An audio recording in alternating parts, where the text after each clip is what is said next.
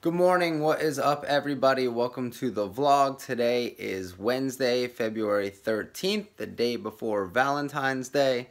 It is about 10 a.m. I have a lot of stuff to get done today. I'm taking my wife out later on a little surprise date night.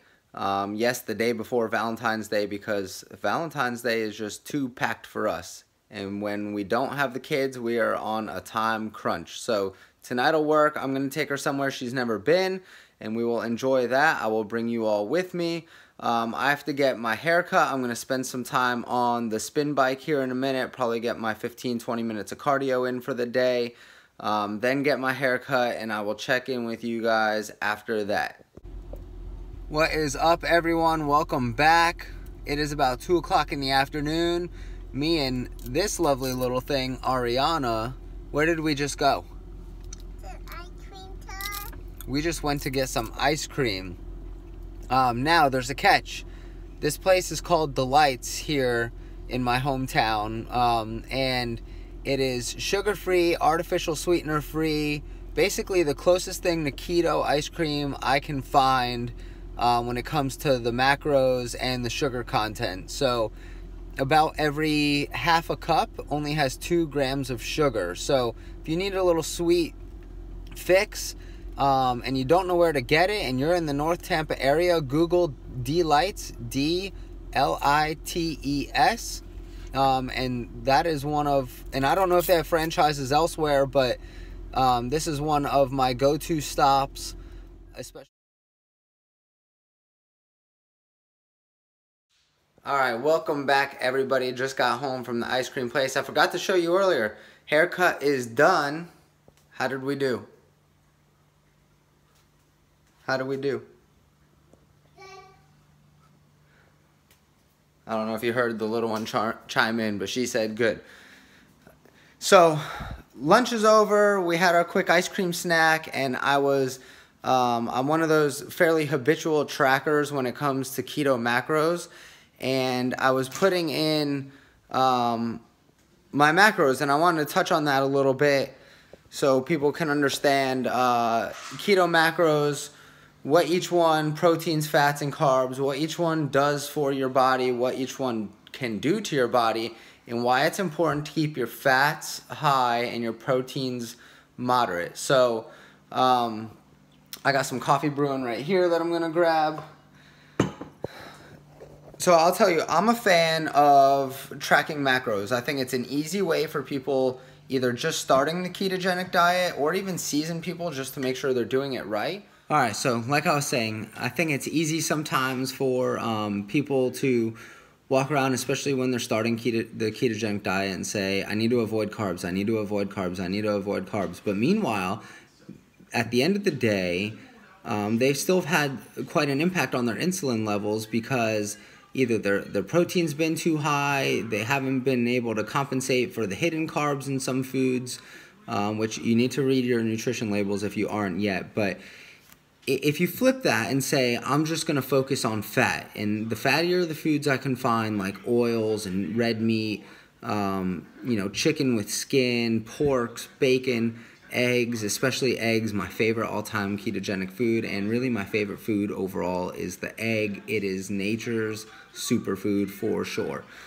Things like avocados, even some nuts to snack on. If you can find some high-fat foods, you will naturally avoid carbohydrates. Carbohydrates are in our bodies and in our food supply because for decades now, our food industry has been so gracious to strip the fat out of the foods, which makes the food taste like crap. So then they add carbohydrates in. So again, flip that on its head. If you go out searching for the fat, you will naturally avoid carbs. You should eat single ingredient foods as often as you can. Just spinach, just meat, and obviously you can season them with seasonings, and that's fine. But that will help you focus on making sure you're hitting your macros and making sure you're avoiding the carbs. Now, let's talk about protein. It's a touchy subject in the ketogenic world. A lot of people believe gluconeogenesis happens rather quickly if your protein levels are too high. I'm a fan. I've watched this person named Mark Sisson for a while now to familiarize myself with primal eating and the ketogenic diet. And, he's found through research that the first 30 to 50 grams of protein is basically used to restore amino acids in your body, whether at the cellular level, repair tissue like muscle tissue or skin, and again, like I said, at the cellular level to enhance autophagy. So protein's crucial because, if it's too low, you may start losing lean body mass. Now, in the beginning, I'm a fan of keeping your fats really high and avoiding protein until you're able to either be physically active or gauge how much protein your body really needs to at least maintain the muscle you do have.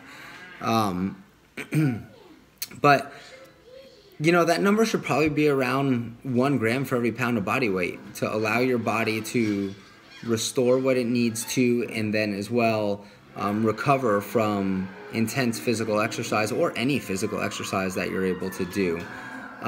Next on the list, fats and carbs. I group them together because what we need to realize is they are both energy sources for the body, right? So carbohydrates influence your body and your insulin to activate, and your pancreas secretes insulin, which is your fat storage hormone, and then your body stores fat to be used later. It's supposed to be used later in a time of famine for energy. So fats and carbohydrates are both energy sources for the body.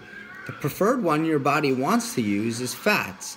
Carbohydrates haven't been around a long time, and when you think ancestrally what people ate, they were hunting and killing animals, cooking them over an open flame, and eating the fattier parts of the meat first, like the organ meats, the belly, that sort of thing, because they knew it was satiating. The combination of proteins and fats are what satiates your body. So you need to set for your protein and figure out what that is, generally 0.8 grams to 1 gram per pound of body weight, or per pound of body weight you'd like to be, and set that. And then you need to take in a majority of the rest of your calories from fat. Your carbs, again, the standard ketogenic way, should be less than 5%, which isn't a lot if you're only eating, say, 2,000 calories a day, right? So you have to find the fat. You have to find the fat. It'll help your body transition into learning how to burn fatty foods, fat, and breaking that down into ketones for energy. So find the fat. Now, over time, especially for me personally, I've gotten to the point where as I stay physically active, I'm able to stay in the gym 4 days a week, get cardio in at least once or twice a week. I found that for me personally, I'm able to lower my fat to maybe 60-65% of my calories and up my protein to 30 to 35% of my calories. And that is what works best for me. I found best results when doing that. My carbs always stay below 5% or under 30 grams total a day for me right now. That is my goal, under 30 grams total a day. So again, ketones are a preferred fuel source for your brain. Your brain is 70 to 80% fat as it is. Even in the absence of the intake of carbohydrates, your brain still needs 10 to 15% of its energy to come from glucose, which your body is able to use stored glucose, muscle glycogen, pull those stores out of your muscle tissue, and feed your brain enough for it to function off the little bit of glucose that it needs. So remember, when you're tracking your macros and you're finding your food sources and you're going grocery shopping, you have to find fatty foods that are, 1 or 2 ingredient foods at most. It is important to keep this as natural as possible. There's too many keto supplements and keto foods out there now that, like Atkins back in the day. Atkins was eat natural, eat low carb. Then it became, now there's shakes, now there's bars, now there's this, now there's that.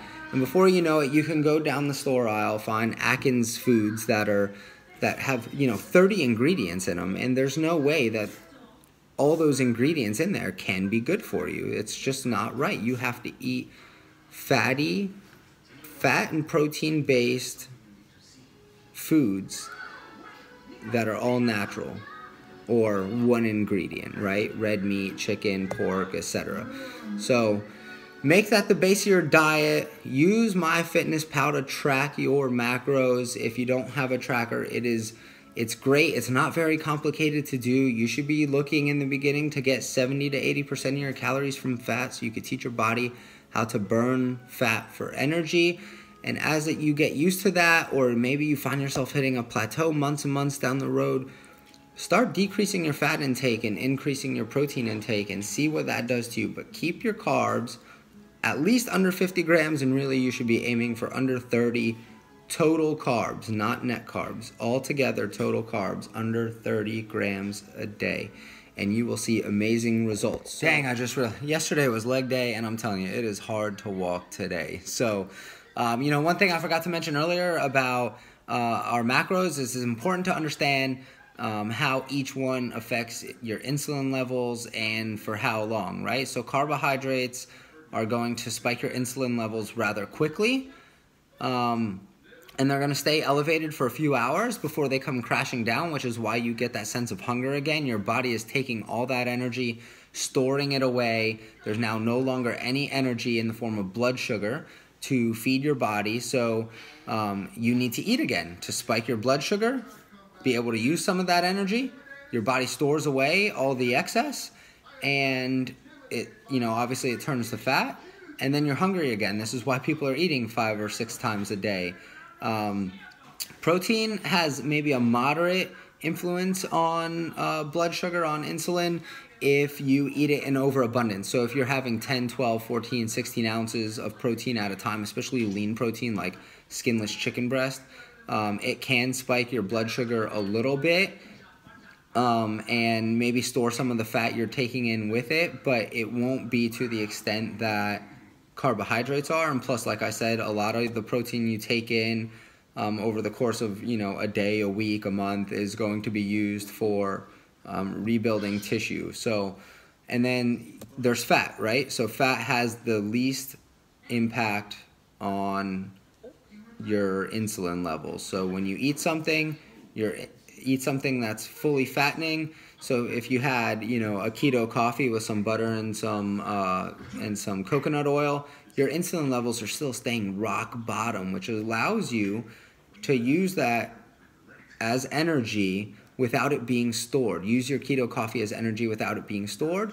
And after, that energy is used up, you're then able to continue to tap into your fat stores for hours, because your insulin levels are rock bottom and you don't feel hungry, so you don't have to eat again. The second you could start eating again or start burning fat, you're hungry when you're on a carbohydrate-based diet. So you go in this insulin roller coaster, and when your blood sugar drops and all that energy is finally out of your system, you can start, maybe thinking about burning some of that energy and breaking down some of that fat and burning it as energy.